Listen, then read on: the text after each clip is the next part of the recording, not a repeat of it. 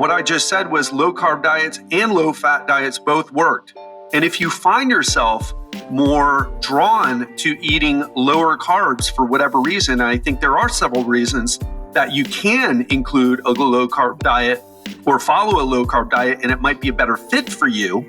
But if you're a person who likes carbs, likes bread, likes fruit, even likes some sugar, you can do it. You can eat it and you can still lose fat. And there is absolutely no difference between a low carb diet and a low fat diet when the protein is the same and the calories are the same. Welcome to the Legendary Life Podcast, where it's all about taking control of your health, losing fat, transforming your body, and living the life you deserve with celebrity fitness trainer and longevity enthusiast, Ted Rice.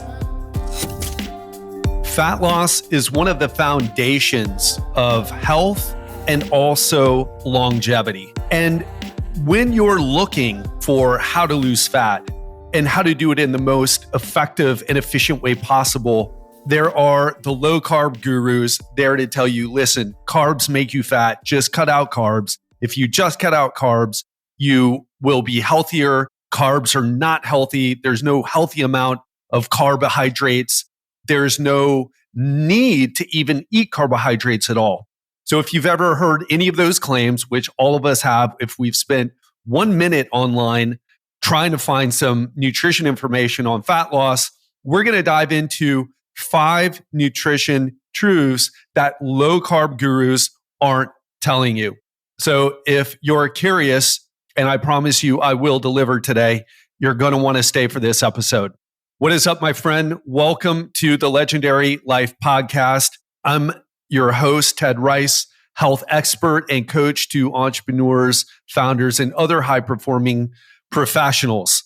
We produce this podcast for 2 reasons. Number one is I've been in this business for over 24 years now, and I want to bring you the most effective nutrition and health and longevity information on the internet.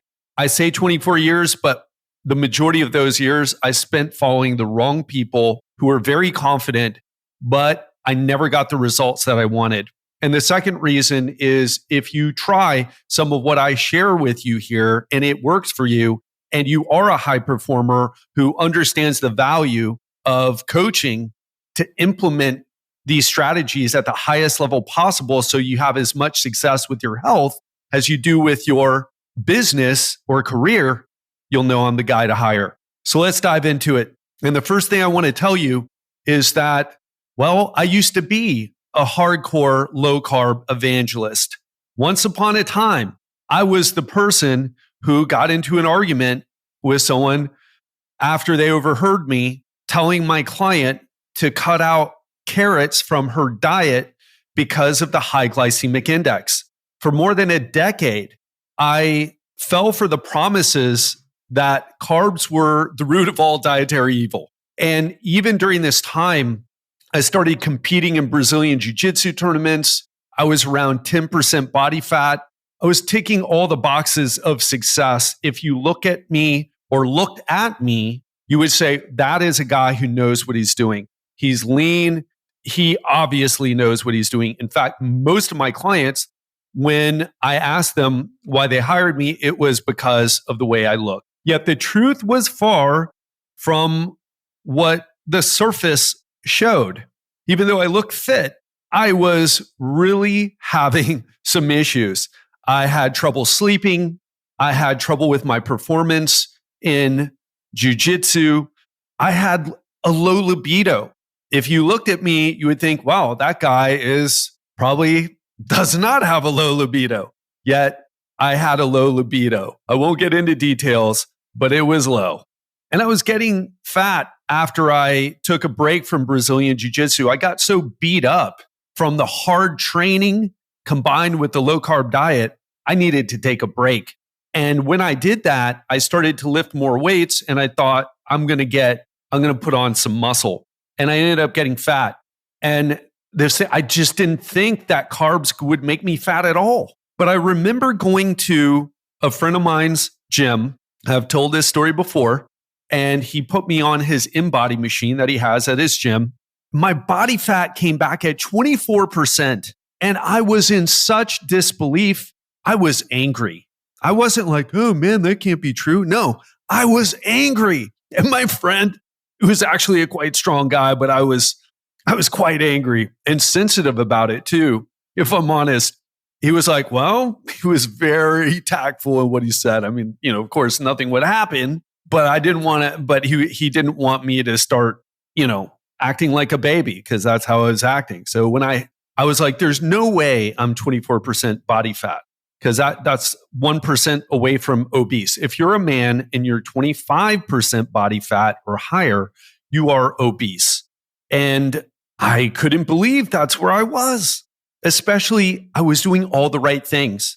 And it was not easy to do a low-carb diet. And eventually, I stumbled upon some game-changing truths that low-carb gurus conveniently sidestep. Do they do it on purpose? I don't know. Are they just ignorant and in their own echo chamber?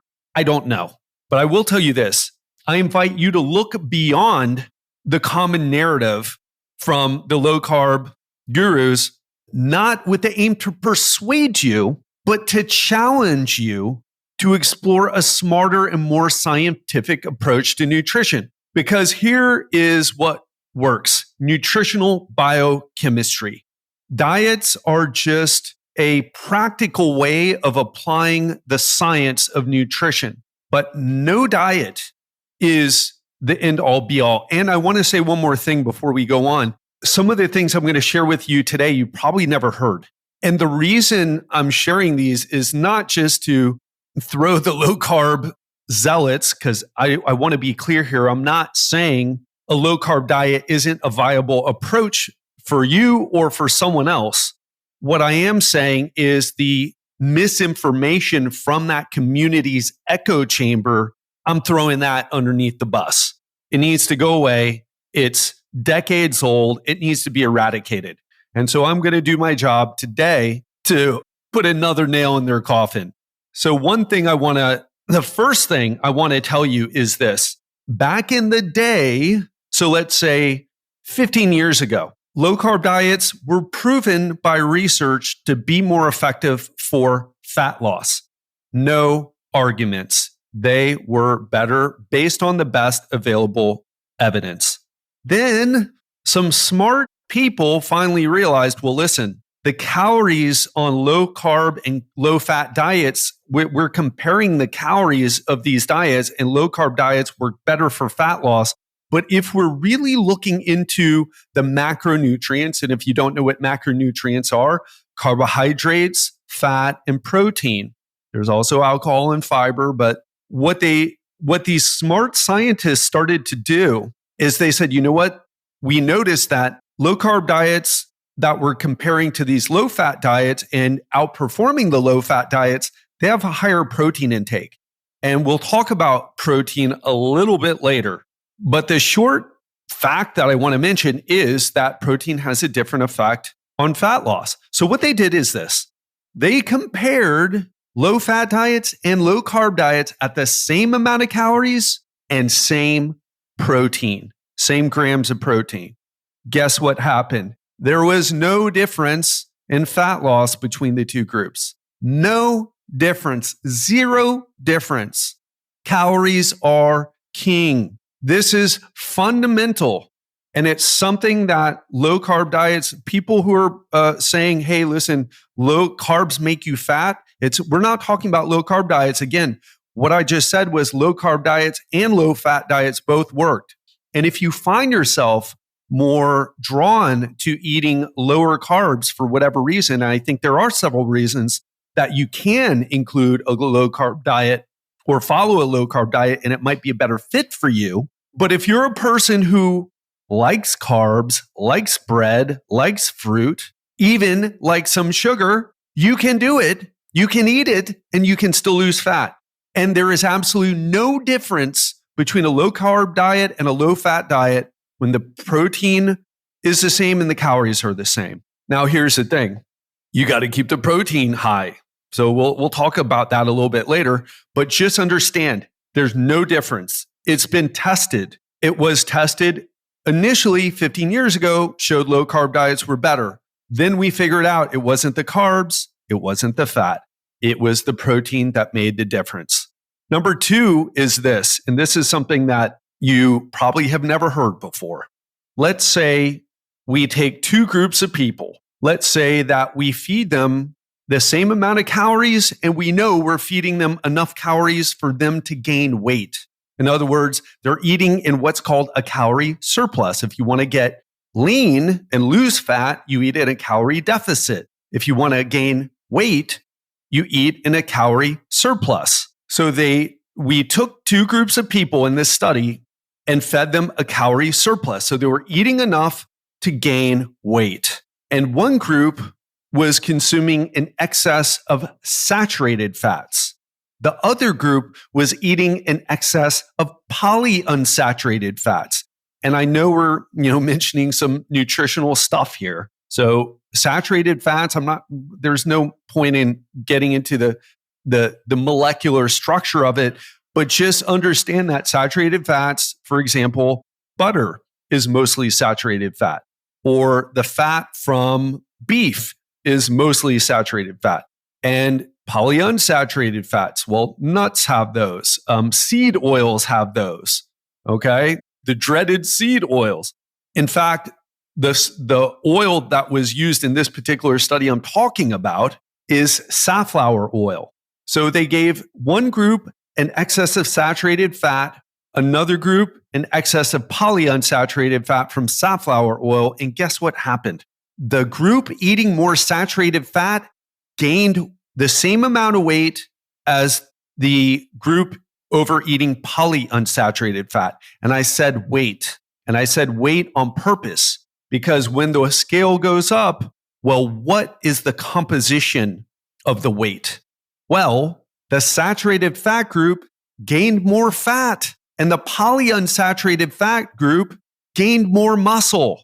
Saturated fat, if you're overeating, and this is key here, folks, if you're overeating, so if you're eating enough so that your weight is going up, the majority of that weight, if you're eating a higher saturated fat diet, is going to be fat.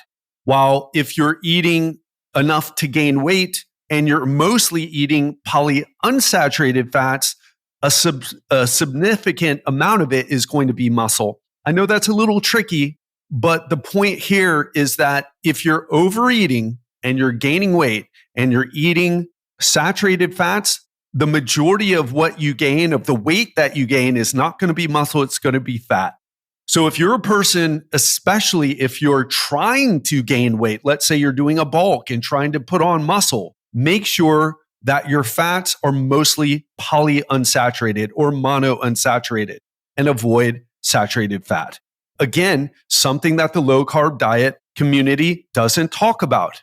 They talk about how saturated fat isn't a problem. It is a problem. And we'll come back to that a little bit later. But it's a problem because not only does it lead to more fat gain, it also leads to more visceral fat. So these people, not only did they gain more fat, but they gained more fat in their organs, specifically their liver. Not good. Something that doesn't get mentioned in the low carb diet community. And really, a lot of people don't talk about that regardless of whatever diet community they're in. Number 3, higher protein intake combined with weightlifting equals more muscle and less fat. The big takeaway here so far should be this: protein is king. Well, calories are king for weight gain, weight loss, weight maintenance. And then where those calories come from is also important. So what I'm telling you now is that a high protein diet combined with resistance training has a potent effect on body composition. So studies show that the combination of higher protein, and we'll talk about what higher protein means in a second, but you will gain more muscle and lose more fat if you have a higher protein intake compared to a lower protein intake. And what was the higher protein intake studied in this particular study? It's 2.2 grams per kilogram of body weight per day. And I want to mention one more thing here that's important for those of you who are in the overweight or obese category, because you don't want to eat that much protein. But what that comes down to is 1 gram per 1 pound per day. For example, if you weigh 200 pounds and your normal weight and you want to gain more muscle and lose more fat, you eat around 200 grams of protein per day. And the reason I say that low carb gurus don't talk about this is because the focus is on carbs. The focus is always on carbs. And what I want to tell you here, here's what we've known in the fitness industry for a long time. The focus should be on protein. Forget about fat. Forget about carbs. Focus on protein.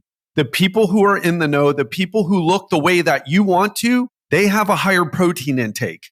Even if they're eating vegetable protein, they have a higher protein intake. So make sure that you're hitting, if your normal weight, around 1 gram per pound of body weight per day. So again, I'm about 185 pounds at the moment. That's what I'm shooting for, somewhere in the neighborhood of 180 to 200, right? And if you're overweight or obese, you want to bring that down a bit. So if you're, let's say, 260 pounds, are you going to eat 260 grams of protein per day? Now you could, but that's quite a lot. What I would tell you is think of your ideal body weight, let's say 200 pounds, you have 60 pounds to lose, and shoot for 200 per day, somewhere around 200. It's okay if you eat a little bit more. It's okay if you eat a little bit less.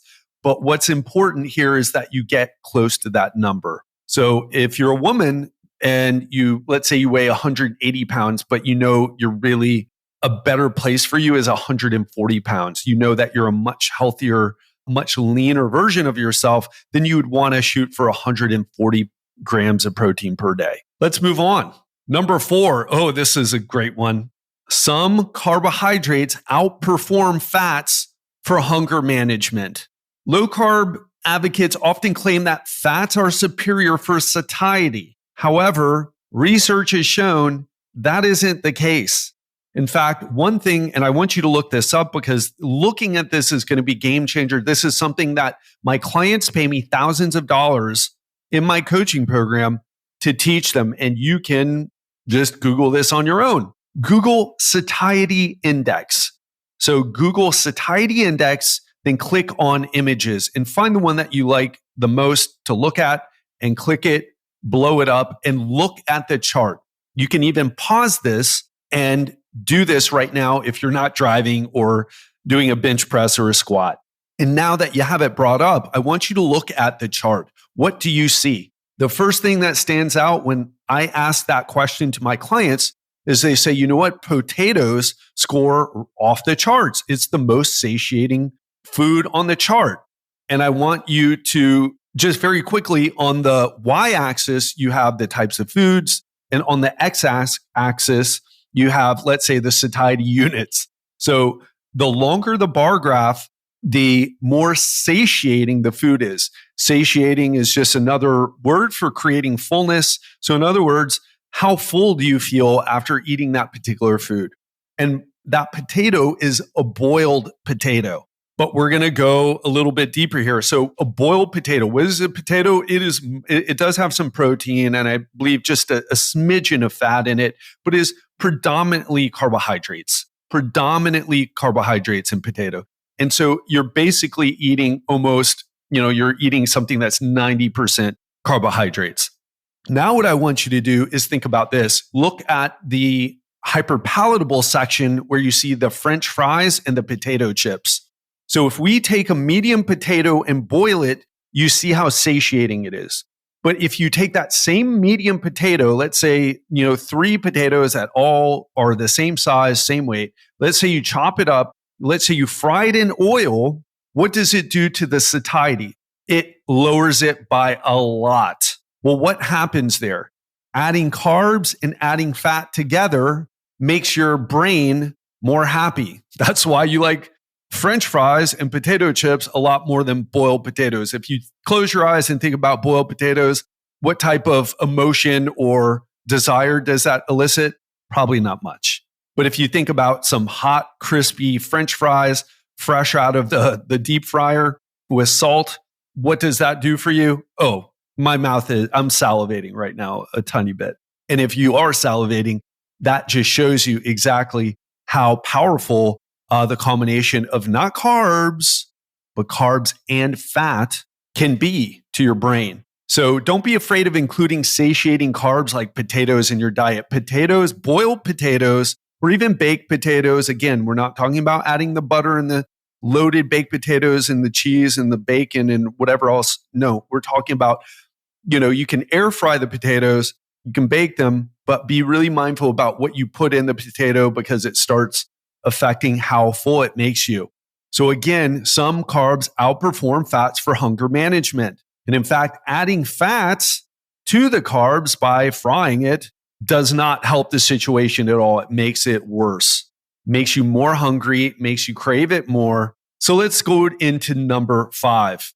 Not only can saturated fat increase the amount of fat that you put on if you're overeating, that's a really important point if you're overeating, it can also raise your cholesterol levels to an unhealthy or, risky level.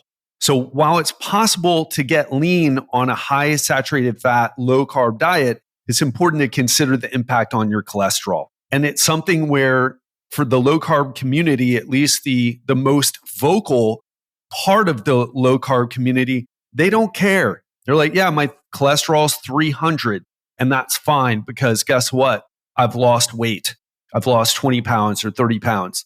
The reality is high intake of saturated fat can raise cholesterol to unhealthy levels and increases your risk of heart disease. And they even go so far as to say that it's not true. Now, heart disease is complicated. There are many risk factors from genetics to, exercise to your VO2 max. There are many things. So it's not just about do you have high cholesterol or not. There are many things that play a role, but high cholesterol and more specifically high what's called ApoB, which I'm not going to get into, but high ApoB, it's a risk factor and a major risk factor for heart disease. So what I want you to do is to monitor your saturated fat intake and also check your cholesterol levels. And here's the other thing, and I don't understand this from the low carb community. They could just say, hey, you know what? Let's lower the amount of saturated fat that we're eating from ribeye steaks cooked in butter and just eat more avocados and salmon. I don't know why they don't do that. I think I actually do know why, and I'm not going to go into it. I think it's I'm not going to go into it deeply, but I think it's about being a rebel. I think it's about going against what they feel is, the narrative in society. It's about being a rebel. And I used to be that way. But guess what? Now I care more about being, it's being a rebel without a cause. In other words, you're being a rebel, but you're doing something damaging to yourself. You're going against all the best evidence that we have. So it's really it's dumb behavior. And a lot of people who are smart do dumb things sometimes. So look, we must remember that nutrition is multifaceted and it is complex. And there are also some principles that can help you. And so what I've tried to do here is to help you understand the nuances of nutrition, not just to throw the low carb zealots underneath the bus, but also to explain to you nutrition is complicated, and simplifying things like saying, hey, don't never eat carbs. It's the wrong type of simplification. It might help you lose a little bit of weight. Some of that weight's going to be water, by the way, but it comes with a consequence. And the only way to do this fat loss, health, and ultimately longevity, increasing your health span, to do it properly is to have the right information, and more importantly, to act on the right information and make sure you're assessing your results with blood tests, with DEXA scans, so that you see, do you have higher amounts of organ fat?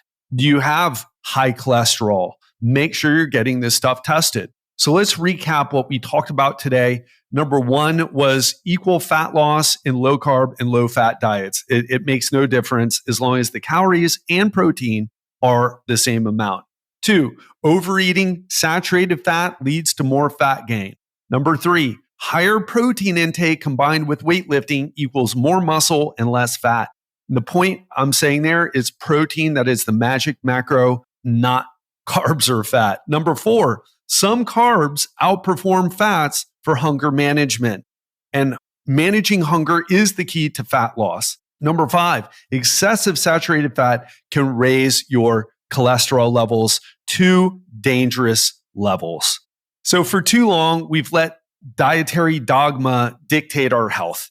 It's time to elevate the conversation and focus on what truly matters, our well-being. So let's start to be more nuanced, more scientific in our approach to nutrition and be open to, or should I say, get rid of the need to simplify things so much and learn what you need to learn. And remember, the goal here isn't to berate the low-carb lifestyle. Like any diet, it can be a viable choice if it feels sustainable and if it's executed thoughtfully. This is more about challenging unhelpful dietary absolutism and, above all, ensuring your choices aren't compromising your broader health and vitality. So I hope you learned a lot from this episode today. And what I'd ask you is this: if this hit home for you, I would love for you to think about someone that you could share this episode with.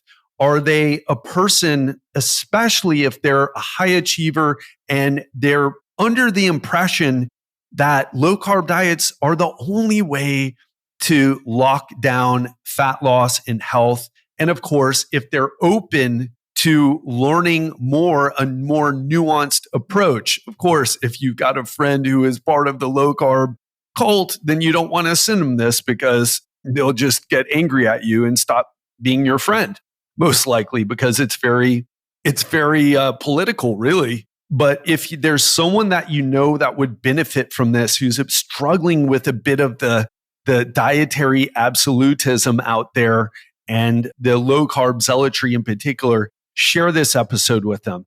That is it for me. I hope you learned a lot. And I would ask you, what is one thing you can implement from listening to this episode today? Have an amazing week, and I'll speak to you next time. And on Friday, it's going to be a bit of a personal episode. If you've been listening to this show for any amount of time, you probably heard me talk about some of the tragedies I've had in my life. And I want to talk to you about these tragedies, more specifically about how they affected and shaped my philosophy on health and longevity.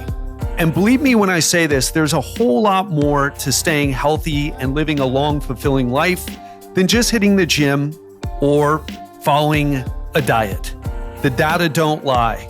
And on this episode, I'm going to open up to you and share not just the story, just briefly on what happened, but how those experiences shape how I take care of myself now, and as well as how I take care of my clients and coach my clients to better health. Because if you're finding yourself in a situation where you're exercising all the time and you're mostly eating the right things, but you still have some health issues, there's more going on. So get ready to redefine your goals and take your health to the next level. Can't wait to share this with you. Have an amazing week, and I'll speak to you on Friday. Are you a busy professional who's crushing it in your career or in growing your business, but you're struggling to lose weight and transform your body while fitting in your social life as well as your work obligations? If the answer is yes, well, let me help you get into the best shape of your life while thriving in your business. Go to legendarylifepodcast.com/apply and schedule a 15-minute strategy call with me today.